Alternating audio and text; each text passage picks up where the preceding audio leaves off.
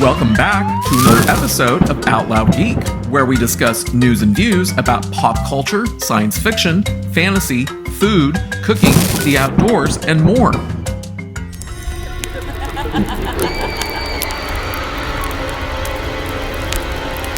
For those of you who follow my channel, and a huge thank you for all of you who do, because I do appreciate each and every one of you, you may recall that nearly 2 months ago, I released a video in which I unequivocally stated that Star Wars as a franchise is dead.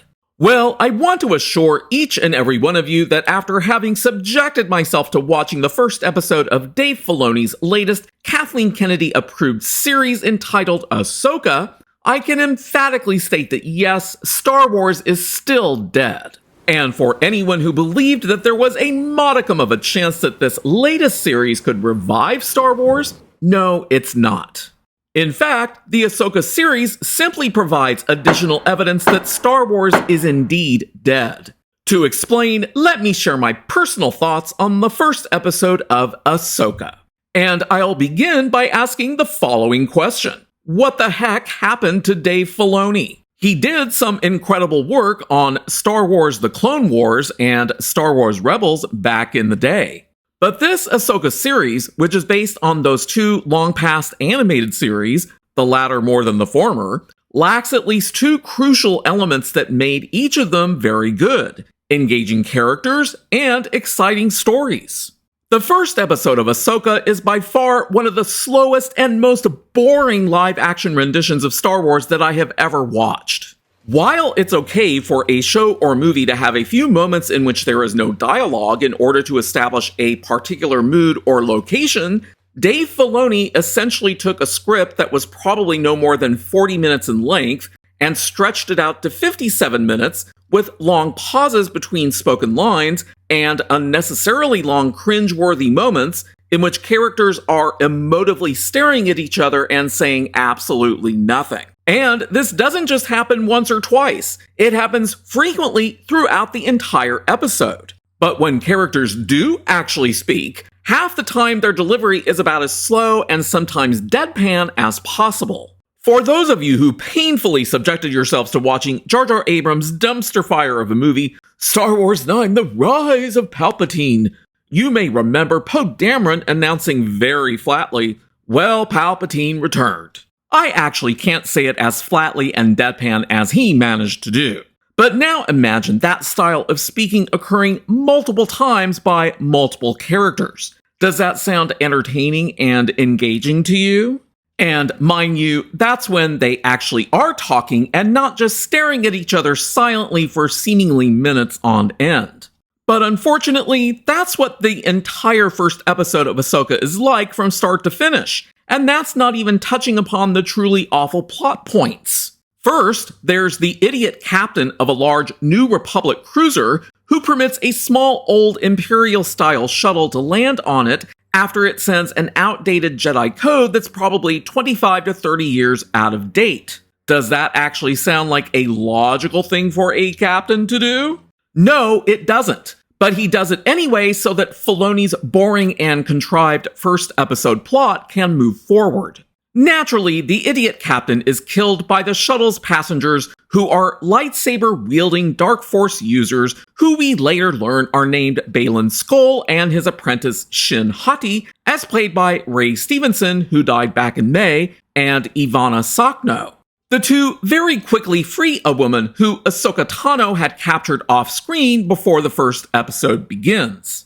And the woman's very unoriginal, non-Star Wars name is Morgan Elsbeth, as played by Diana Lee Inosanto.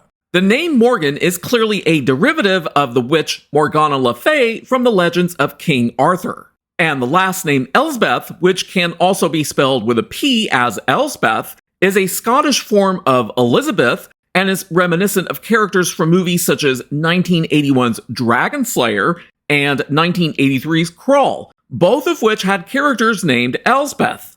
The character Morgan Elsbeth is apparently a surviving ninth sister of Dathomir, which were characters featured in Filoni's animated series Star Wars: The Clone Wars, and were supposed to have been wiped out. So now let's ask the question, Just how original is the first episode?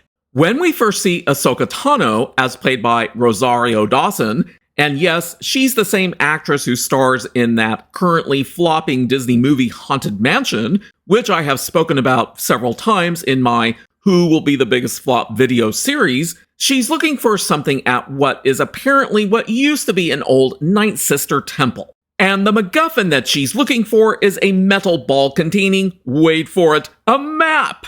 Yes, folks, Star Wars is once again in search of a map, much like the plot of Jar Jar Abrams' first Star Wars movie and the beginning of the unwatchable Disney Star Wars sequel trilogy, Star Wars VII: The Force Awakens. Oh, how original for Dave Filoni, who has now taken to recycling plot elements from Kathleen Kennedy's failed movies. Anyway, Ahsoka finds the baseball-sized map-containing MacGuffin by moving some puzzle pieces around in the abandoned Night Sister temple. Then she fights off some pesky droids who show up unannounced, as well as an unemployed former Imperial Inquisitor who apparently has absolutely nothing better to do with his life long after the Empire is gone. Then she flies away with the help of her pilot droid named Hu Yang, as voiced by David Tennant, who clearly has nothing better to do with his acting career. He takes her to the live-action version of Hera Syndulla, as played by Mary Elizabeth Winstead, who frequently looks like she can't believe that she agreed to play a character with a ton of green makeup on her face. She's essentially just a nostalgic part of this female character-dominated cast, but isn't anywhere near as cringeworthy as when we finally see the live-action version of Sabine Wren, as played by Natasha Liu Bordizzo. Many of the overly long and utterly unnecessary character stare-downs that have zero dialogue occur in the first episode once Ahsoka meets Sabine, and it comes across as if they are former lovers. Come on, people don't just silently and longingly stare at each other unless they had been getting it on at some point in the past. So not only is this completely out of place, it's just utterly ridiculous. But Ahsoka believes that Sabine would be better at figuring out how to open the map-containing metallic baseball MacGuffin than she can, even though Ahsoka figured out how to find the metallic baseball MacGuffin in the first place, fought off all those droids and the unemployed former Imperial Inquisitor without any of Sabine's help. But I will say that I am at least happy that the unemployed former Imperial Inquisitor isn't Reva from Obi-Wan Kenobi, because that would have only made the episode even more cringeworthy. Anywho, Sabine decides to run off with the metallic baseball MacGuffin on her speeder to go back to the communications tower where Ezra Bridger had once lived at the beginning of the Star Wars Rebels animated series. Oh, did I not mention that Sabine is on Lothal? Yeah, she is.